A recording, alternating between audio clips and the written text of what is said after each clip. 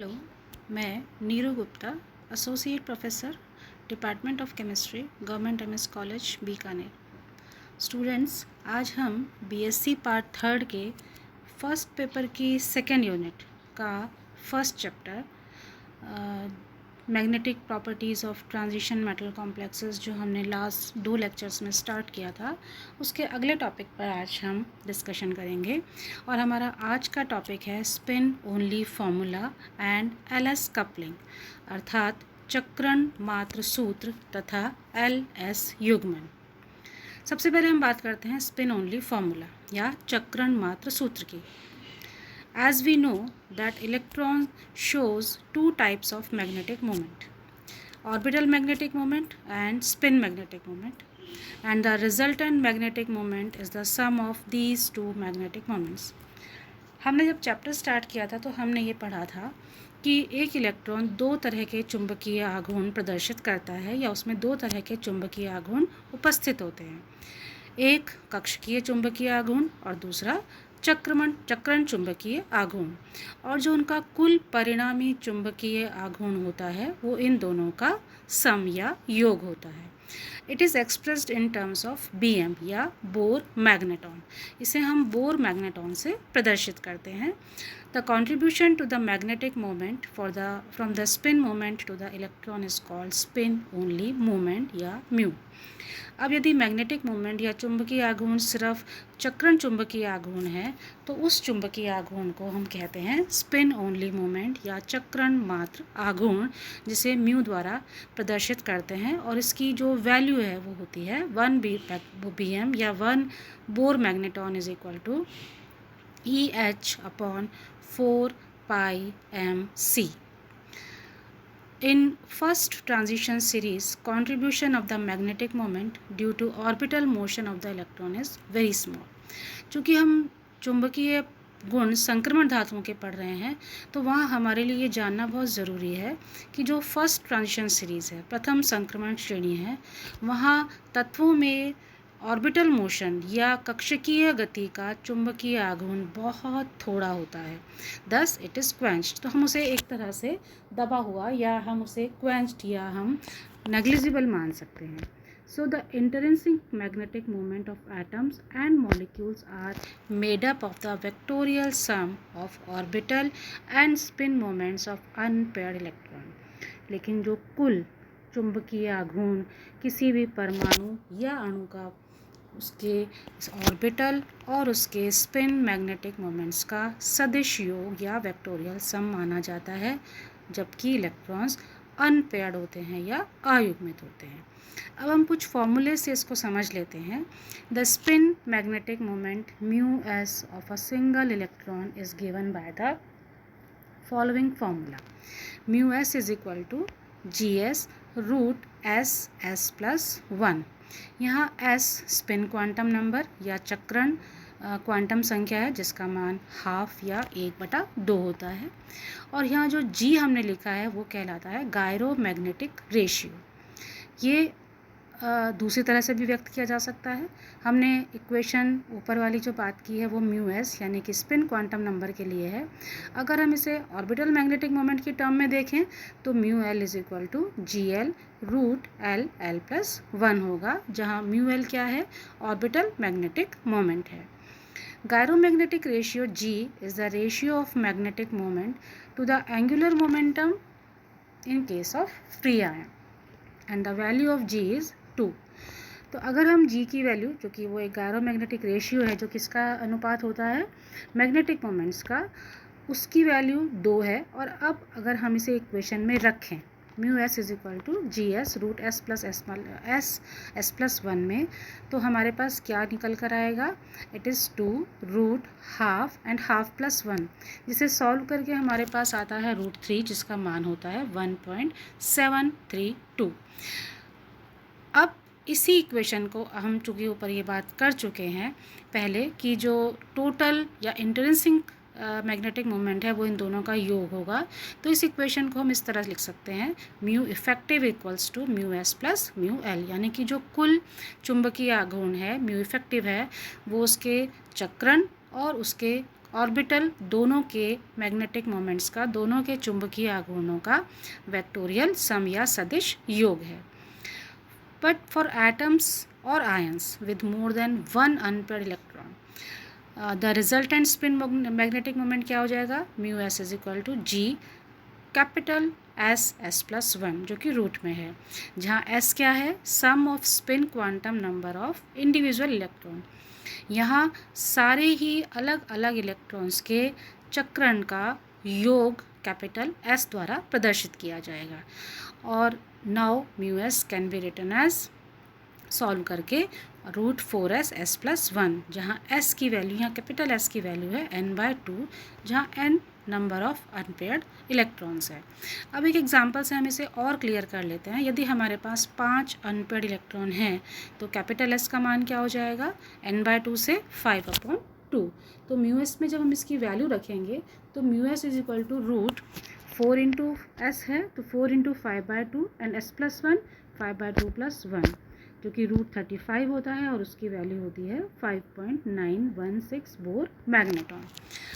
Some of the spins of paired electron is equal to 0। यदि electron युग्मित हैं तो उनके लिए स्पिन या मैग्नेटिक मोमेंट का जो सम आएगा दैट इज इक्वल्स टू 0।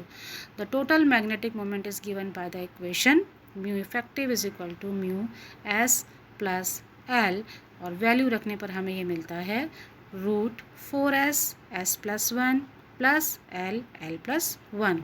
यहाँ जो सिंबल्स हैं वो क्या हैं, कैपिटल एस है रिजल्टेंट स्पिन एंगुलर मोमेंट, यानी कि परिणामी चक्रण कोणीय संवेग, एल है परिणामी कक्षकीय कोणीय संवेग, and for element of the first transition series the observed magnetic values are frequently greater than the spin only values but never greater than s plus l। ये हम अगले लेसन में भी इसे और क्लियरली डिस्कस करेंगे।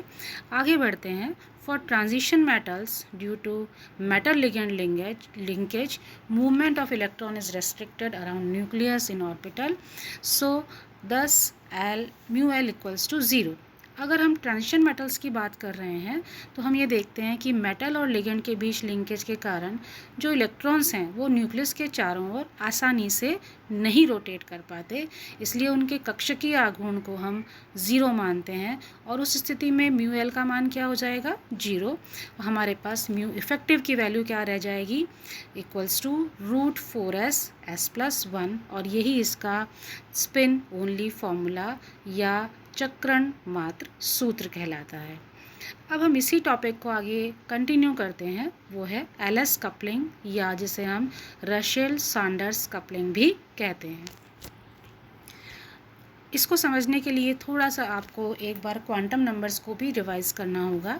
यहाँ हम एक बार स्टार्ट करते हैं। ऑल द एल वेक्टर, जहाँ एल क्या है, orbital angular momentum quantum number, यहाँ एल है कक्षक कोणीय संवेग क्वांटम संख्या of the electrons coupled together to give resultant factor capital L.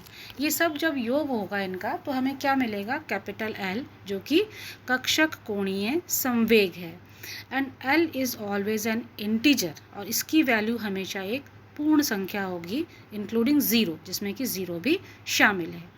अब इसका रिप्रेजेंटेशन या इसको हम एक्सप्रेस कैसे करते हैं, एल की वैल्यू यदि 0, 1, 2, 3 और 4, 5 है तो इन्हें कैपिटल लेटर्स में 0 के लिए एस से डिनोट किया जाता है। यदि एल की वैल्यू 1 है तो वो पी होगा, 2 है तो डी है, 3 होगी एल की वैल्यू तो हम उसे एफ से रिप्रेजेंट करेंगे, अगर एल की वैल्यू 4 होगी तो उसे जी से करेंगे, और यदि एल की वैल्यू 5 होगी तो उसे एच से करेंगे।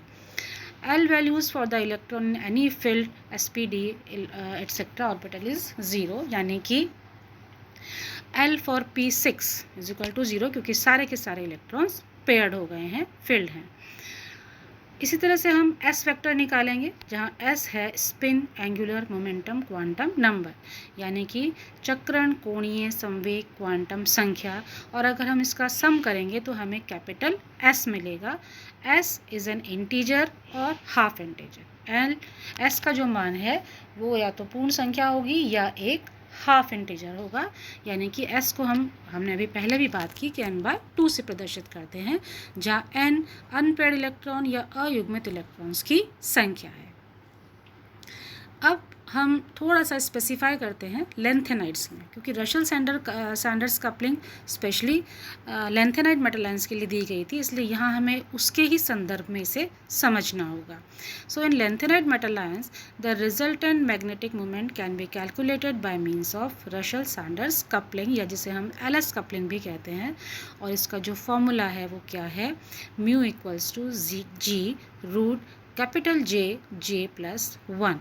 यहाँ J क्या है, it is the total angular momentum, यहाँ कुल कोणीय संवेग है। और ये किसका सम होता है, it is the sum vectorial sum of total angular momentum यानी कि L और टोटल स्पिन एंगुलर मोमेंटम यानी कि S। ये L और S का सम होता है। और G यहाँ पर गायरोमैग्नेटिक रेशियो नहीं है, it is land splitting factor, और इसकी वैल्यू इस इक्वेशन से हम कैलकुलेट करते हैं। G equals to 1 plus J plus 1 plus S plus 1 minus L plus 1 over 2J plus 1। ये G का मान है। And if L, S and S are not coupled to give resultant J, the spin orbital coupling does not occur।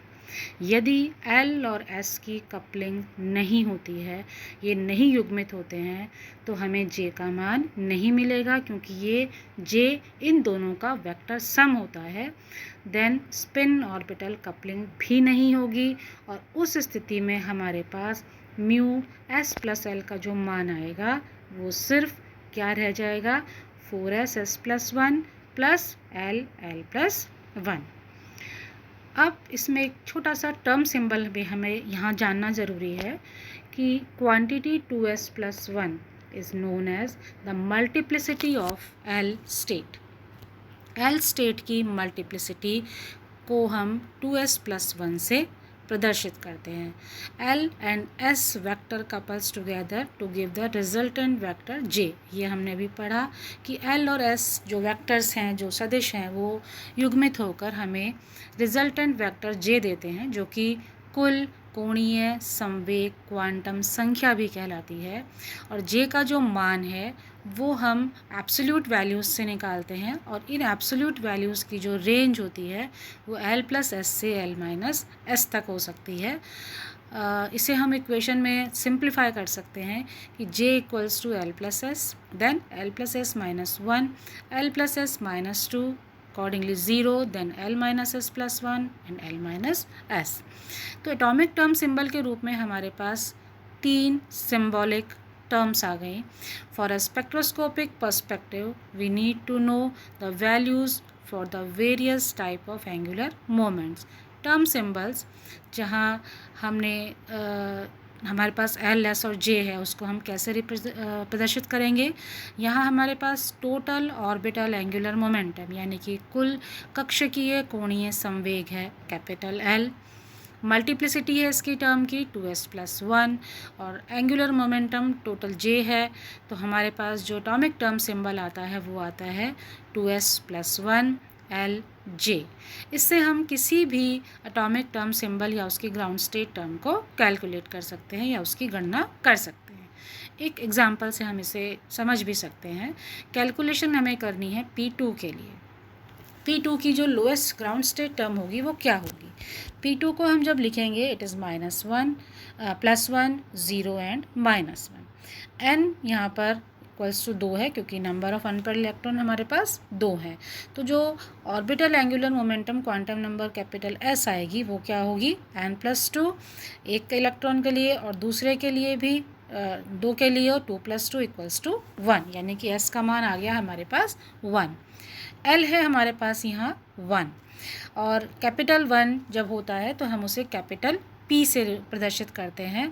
तो यहाँ हम देखिए कि L equals to 1 आ गया, S इक्वल्स टू 1 आ गया, M यानी कि जो इसकी मल्टीप्लिसिटी है वो 2S प्लस 1 से होती है। तो 2S प्लस 1 में जब हम S की वैल्यू रखेंगे तो ये हो जाएगा 2 × 1 + 1 = 3, यानी कि 2S प्लस 1 का मान हमारे पास 3 आ गया। अब हमें जे की वैल्यू निकालनी है। एस की आ गई, एल की आ गई, एम की आ गई। जे के लिए एल प्लस एस निकालेंगे पहले हम, मीन्स एल का मान भी 1 है, एस का मान भी 1 है, तो 1 + 1 = 2। Second L plus N S minus 1, तो ये हो जाएगा 2 - 1 = 1। तीसरा एल प्लस एस माइनस 2, तो ये हो जाएगा 2 - 2 = 0। यानी कि हमारे पास जे की वैल्यू 3 आई हैं, 2, 1 एंड 0। तो हमारे पास जो ग्राउंड स्टेट टर्म में जब हम इन्हें पुट करेंगे तो 2s + 1 L J, ये हमारे पास इक्वेशन थी। इसमें पॉसिबल टर्म्स को हम लिखेंगे 2s + 1, यानी कि मल्टीप्लिसिटी 3 है, तो 3। L की वैल्यू हमारे पास 1 थी, यानी कि जिसे हम कैपिटल P से प्रदर्शित करते हैं, वो आ गई P। और J की वैल्यू सबसे पहले आई है 2, यानी कि 3p2। सिमिलरली सेकेंड के लिए multiplicity is the same, 3p p रहेगा क्योंकि l की वैल्यू 1 थी। और सेकेंड जो ग्राउंड स्टेट टर्म आई थी हमारे पास j के लिए, वो थी 1। इस तरह से तीसरी आ जाएगी 3p0 and p sub shell is less than half filled, this ground state term is that which is the lower value of j। यानी कि चूँकि p orbital p sub shell half filled से कम है, इसलिए उसकी जो ग्राउंड स्टेट टर्म होगी वो होगी जिसमें j का मान सबसे कम होगा। It means the ground state term for the configuration P2 will be 3p0, क्योंकि यहाँ 3p0 में j का मान 0 है। तो इस तरह से हम अलग अलग मल्टीप्लिसिटीज़ के साथ j की वैल्यूज़ को और ग्राउंड स्टेट टर्म को कैलकुलेट कर सकते हैं, और इस तरह से हम LS कपलिंग को एक्सप्लेन कर सकते हैं। आगे नेक्स्ट टॉपिक में हम इसी को कंटिन्यू करेंगे और मैग्नेटिक प्रॉपर्टी से रिलेटेड कुछ और एग्जांपल्स के साथ इसे क्लियर करेंगे। एंड उसके स्टार्ट करने से पहले एक छोटा सा इंट्रोडक्शन हम उस टॉपिक का कर लेते हैं। So the ground state term और the lowest energy state will be maximum spin multiplicity of unpaired electrons, and if there are more than 2 terms with the same spin multiplicity for an atom or ion, the term having the largest value of L will be the ground state term। जब हम आगे electronic spectra पढ़ेंगे तो ये जो definition है ये हमारे पास दोबारा आएगी। And for a half filled और less than half filled shell the ground state term is that which has the lowest value of j। यानी कि लोएस्ट वैल्यू के साथ या लोएस्ट वैल्यू के आधार पर हम किसी भी कॉन्फ़िगरेशन की ग्राउंड स्टेट टर्म को आइडेंटिफाई कर सकते हैं कैलकुलेट करने के बाद। और क्लियर होने के लिए हम नेक्स्ट लेक्चर में इसे कंटिन्यू करेंगे। And till then, thank you.